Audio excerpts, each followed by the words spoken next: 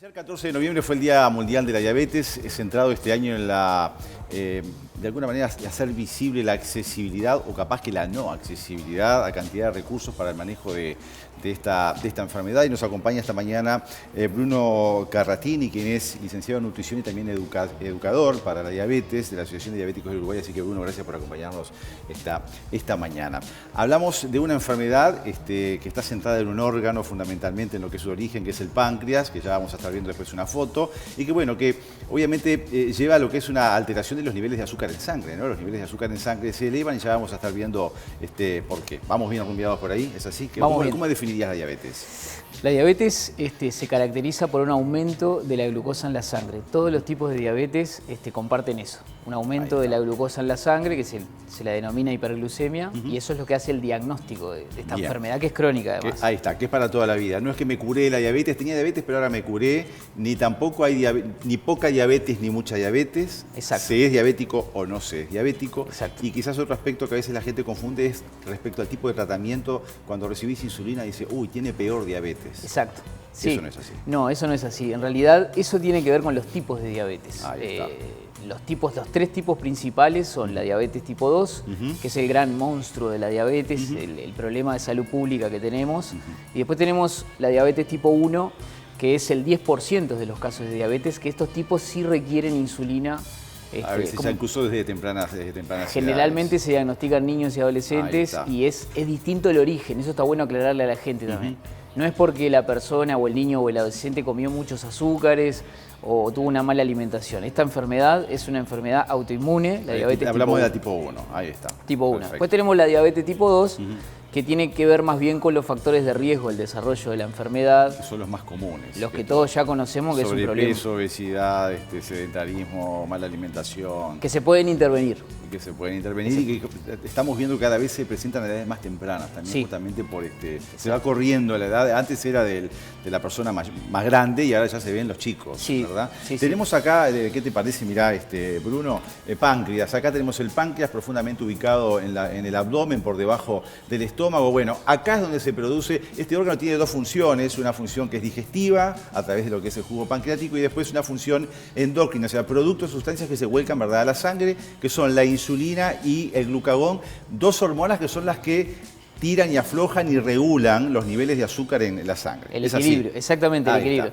Y además en la diabetes tipo 1 lo que sucede es que el ataque autoinmune, digamos, que el mismo cuerpo destruye las células que producen insulina en el páncreas, por lo tanto no hay insulina en la diabetes tipo 1 en el cuerpo de la persona. En la diabetes tipo 2, la insulina que produce ese páncreas endocrino, como bien mencionaste, hay una insulinoresistencia en el cuerpo, por eso, también por el sobrepeso, el sedentarismo y todos esos factores, entonces la insulina no va a actuar. O sea, puede haber insulina, pero a veces el sobrepeso, el exceso de grasa corporal hace que esa insulina no funcione. Exacto, en la mayoría de los casos de diabetes 2 hay insulina. Ahí está. Antes de explicar lo que lo vamos a explicar de una manera lúdica acá, vamos a tres plaquitas rápidamente, señor director. Ahí está. Diabetes en el mundo, 463 millones de adultos, 578 millones se especulan para 2030, uno de cada dos sin diagnosticar y uno de cada 5 es mayor de 65 años. Vamos a la siguiente. Algunos datos que surgieron ahora. Más del 50% del tipo 2 es prevenible, como decía Bruno recién.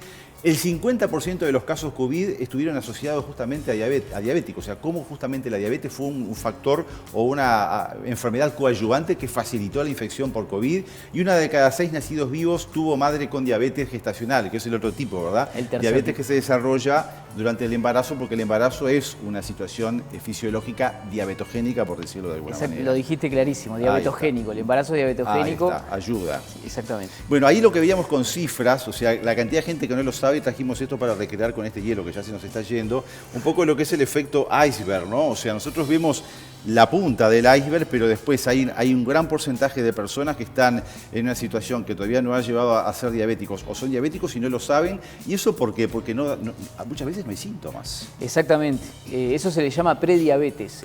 No es una enfermedad, es una condición clínica que evoluciona a una diabetes, generalmente diabetes tipo 2, y se estima que más o menos el 50% del total de los diabéticos no sabe que tiene diabetes. O sea que es un número súper importante y es por eso que tú decís, muchas veces es asintomático y cuando se diagnostica generalmente la persona ya tiene una complicación de la diabetes. Ahí está, porque ya por lo menos 10 años antes empezó con la enfermedad.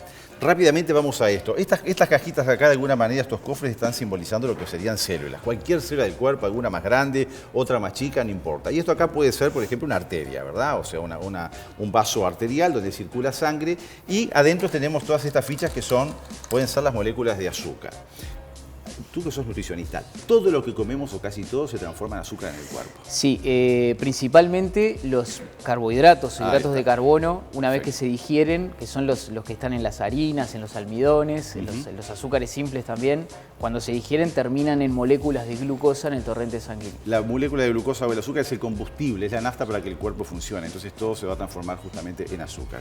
Y acá tenemos llaves, miren qué llaves que traje, que ofician de insulina, moléculas de insulina. ¿Qué es lo que ocurre? El azúcar circula en la sangre, entonces para entrar a la célula necesitan de esta llavecita, ¿sí?, que es la insulina, para que de esa manera el azúcar se meta adentro de la célula y mantengamos niveles adecuados. Cuando estas llaves faltan, o como decía Bruno, a pesar de que hay resistencia a su funcionamiento, o sea, hay llaves pero el ajuste en la cerradura no es correcto, los niveles de azúcar empiezan a aumentar, ¿verdad?, en la sangre, y eso es entonces la diabetes. Así se desarrolla la diabetes. Me gustaría agregarle a eso... A ver, algo más, que ¿cómo no? A mí me gusta explicarle a la gente, cuando la llave, a la cerradura le falta grafito, que es decir, que viene y a veces abre, pero la mayoría de las veces no abre, es cuando podemos intervenir y agregarle grafito. ¿Y cómo podemos hacer eso? Aumentando la actividad física, alimentándonos saludablemente. Ahí está, perfecto. Entonces, obviamente que cuando hablamos de prevención, fundamentalmente pasa en función del porcentaje que hay de diabéticos tipo 2 en corregir estilos de vida. Exactamente. De vida. Intervenir el estilo de vida, así lo clasifican las guías internacionales. ¿Cómo diagnosticamos una diabetes?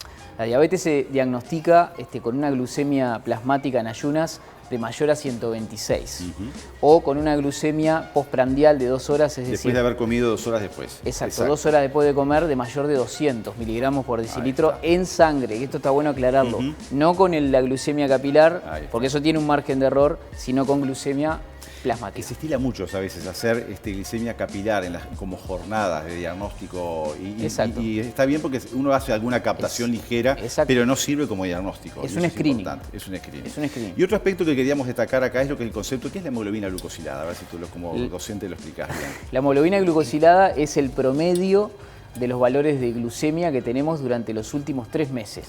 Es decir, cuando yo me hago la hemoglobina glucosilada hoy, me va a dar un promedio de hoy, 3 meses para atrás, retrospectivo, de la cantidad de azúcar que más o menos oscila en nuestra sangre. Concepto importante, si esto es un glóbulo rojo, el glóbulo rojo es rojo porque tiene un pigmento que se llama hemoglobina que transporta el oxígeno. Exacto. La hemoglobina tiene una alta afinidad por las moléculas de azúcar. Entonces, si estas son moléculas de azúcar, el azúcar se va pegando en el glóbulo rojo, se pega. Entonces, ¿sabe qué? Les voy a decir algo. Si usted va a hacerse análisis y el día antes se porta bárbaro, porque así el día que le sacan sangre, dice, estaba a 0,80, divino, pero le miden la hemoglobina glucosilada, que es ese promedio que Bruno decía de 3 meses, esto le va a cantar la verdad. Y ahí vamos a saber, es como método diagnóstico también, se está usando hoy en día como método diagnóstico. Se está usando, que antes no se usaba, no estaba habilitado, ahora sí. Pero también para aquel diabético conocido es una manera de saber si el monitoreo es el adecuado o no. Sí. El límite máximo de azúcar.